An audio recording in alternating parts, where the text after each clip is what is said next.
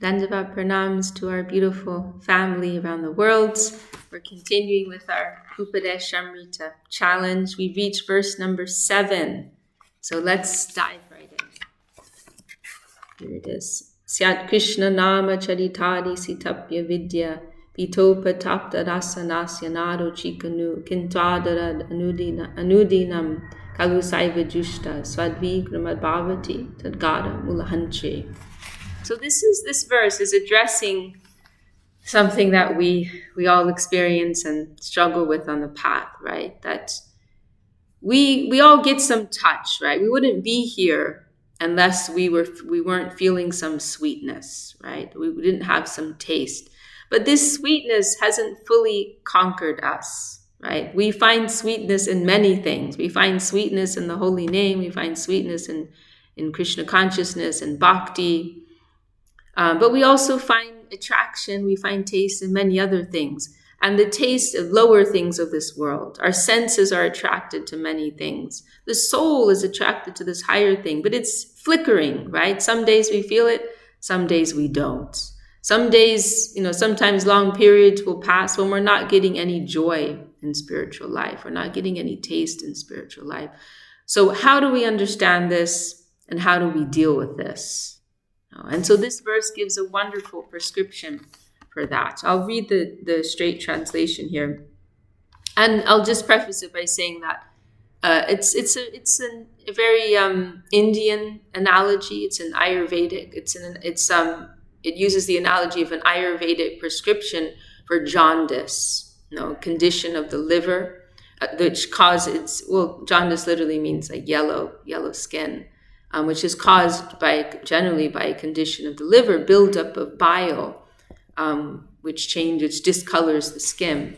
And so there's an Ayurvedic remedy for this, which is sugar candy. Now, another interesting thing here is that one of the effects of this disease, this condition, is that it causes sweet things to taste bitter. And I've never experienced this myself. I've never had this condition, but I know persons who have, and they've described it as a very bizarre experience. You can take some very sweet drink and you just want to spit it out. It tastes absolutely disgusting. Of course, everyone's had some illness where you experience that your taste changes, right? You don't appreciate the flavor as much as you did previously, but it's very pronounced in this condition. So then what's interesting is that one of the remedies for this prescribed in the Ayurveda scripture is actually sugar candy, rock candy. And it's supposed to, do something with the bile, which restores the normal flow of things in the liver. So you're taking this remedy, which in the beginning is bitter, but as you recover, as that remedy is alleviating your condition, then you are simultaneously beginning to taste more and more the sweetness that is within it. It's a perfect analogy. So I'll read the straight up translation here. The sugar candy of Krishna's names, pastimes, and so forth is not relishable to a tongue severely afflicted by the jaundice of ignorance. Alas, certainly, however, when it is daily honored with faith, this candy gradually becomes sweet and eradicates the disease. So we, as I mentioned, we have some. We won't deny that we don't have some taste, right? We're getting something. We get some touch of that, let's say, sometimes. It may not be the pure thing, but there's some joy, there's some sweetness here that keeps us going day by day. But we know we're not getting the full experience, It's kind of like, we've been given a little taster, a little sample. We know there's a lot more available, right, behind the counter, And we hear these descriptions from persons who have had that experience, who had that fully, full-fledged, as our Gurudev would say, that total experience. They've experienced the totality of this. we hear these descriptions. And if we're very fortunate, then we may have even had the rare experience of being in the direct presence of someone who is having that full experience. And so there are many wonderful descriptions in the scriptures and from what's come from the hearts of great Vaishnava saints. There's one verse of Rupa Goswami, which in particular comes to mind, which is fairly well known.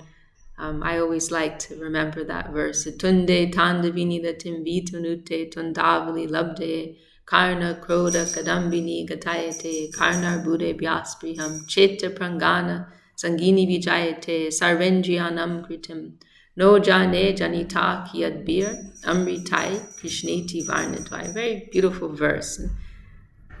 He's saying, Srila Rupa Goswami is having that darshan, having that experience of the holy name, full experience of the pure, complete name.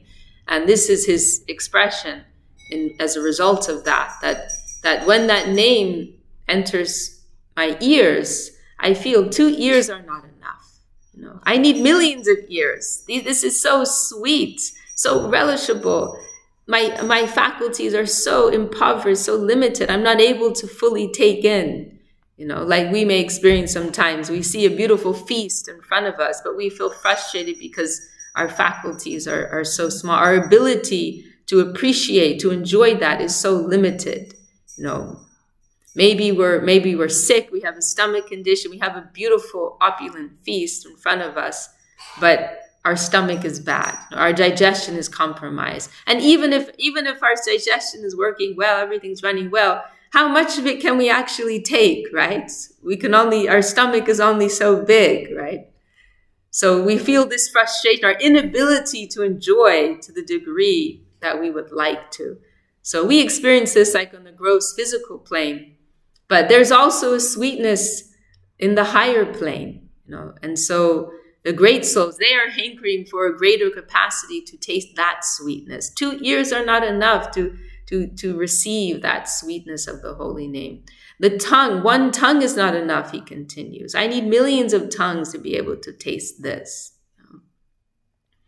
There's also an expression of Sanatana Goswami, Jayati, Jayati, Namananda Rupam Murade, begins Viramita Nija Dharma Jnana, begins like Pujadi, Yatnam, Sakrid, I can't remember it all, but the first line he's saying all glories to the sweetness of the Olananda, joy.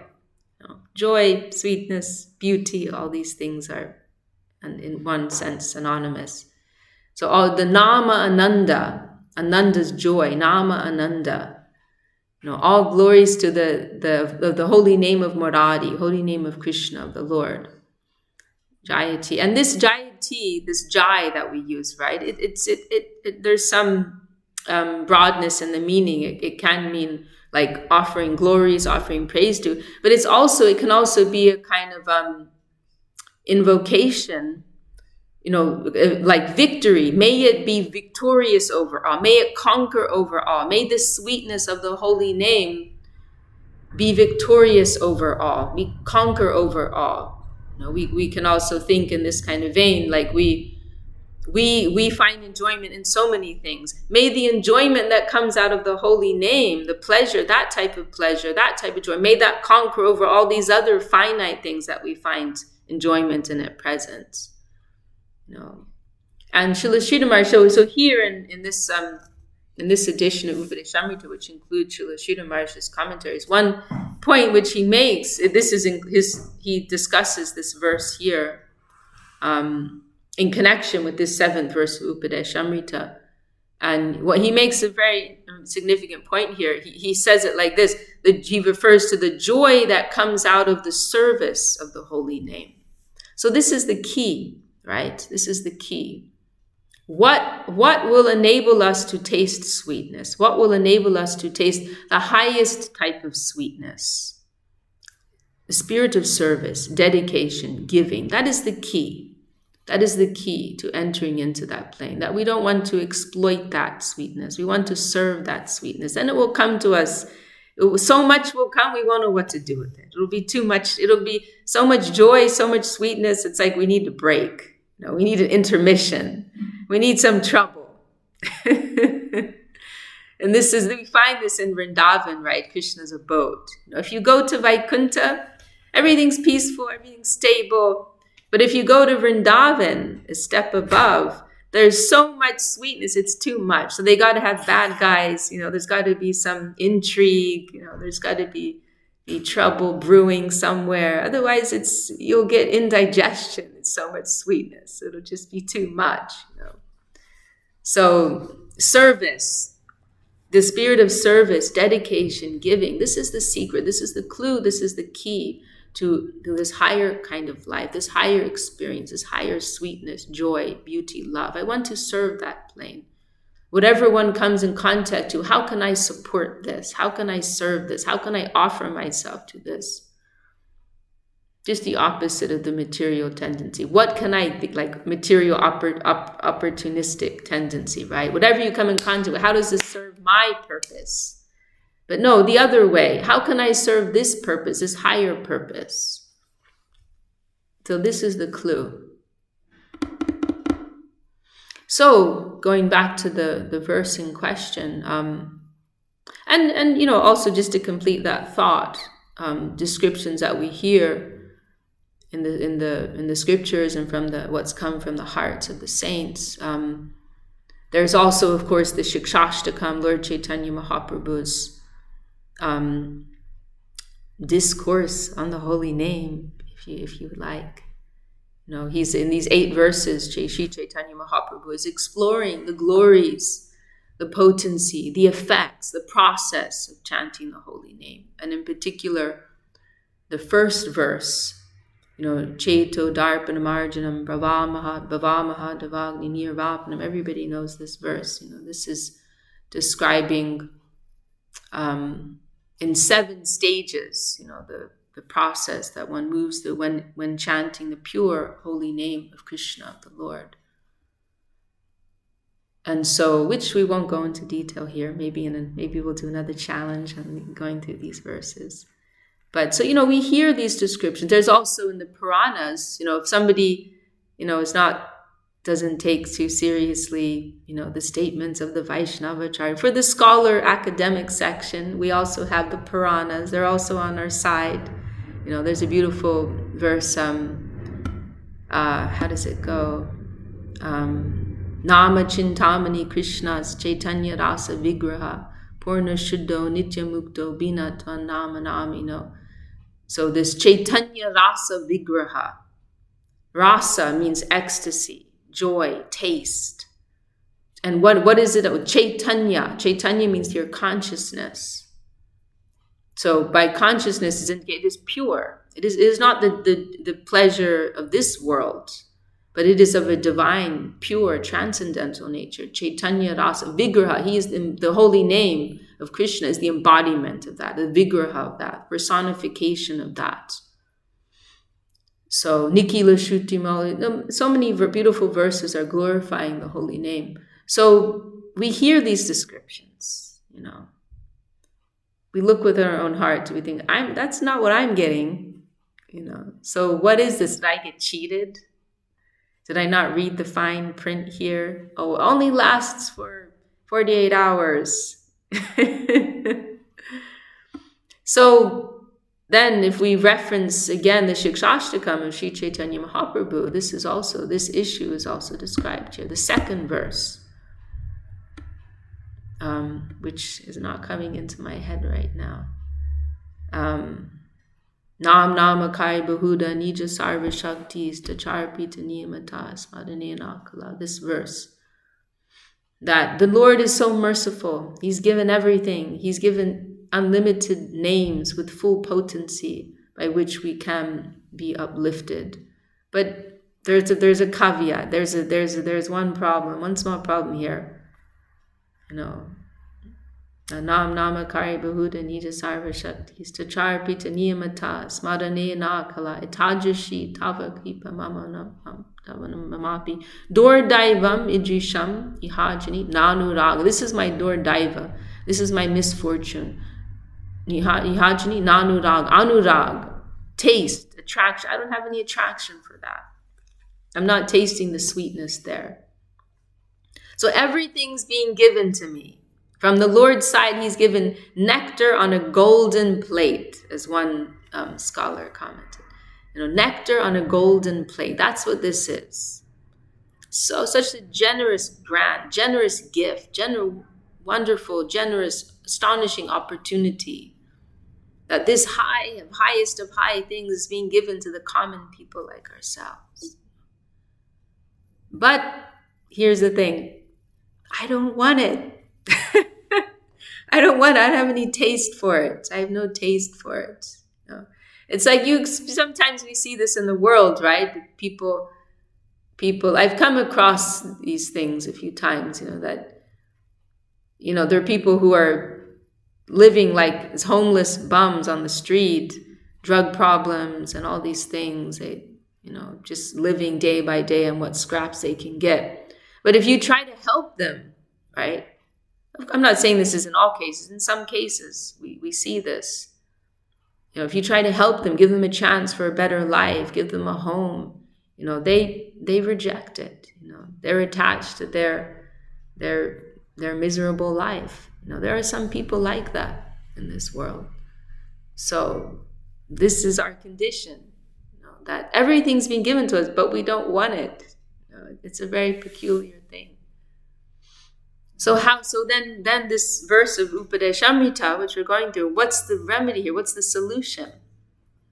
Keep chanting it. You're tasting bitterness at present. You're tasting sweet as bitter. But what is the remedy to keep taking that sweet? And gradually, over time, through your sincere endeavor, the sweetness will come out. The sweetness will come out. So this holy name, okay, we all enjoy a good kirtan.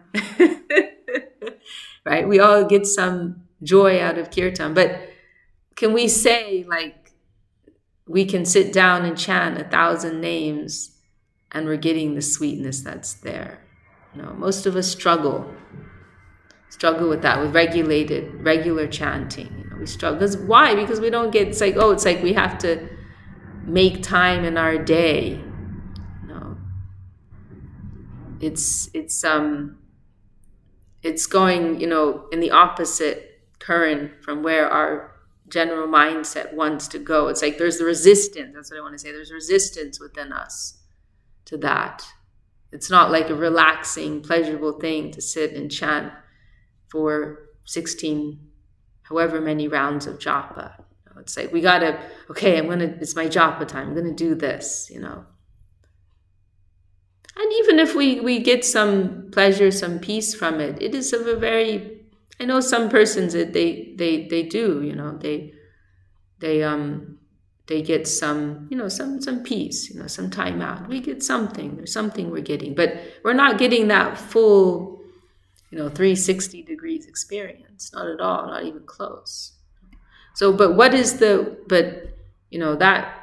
we may struggle with, what is the remedy for it? To keep doing it, and through our faithful endeavor, faithful attempt, that sweetness will start to come out.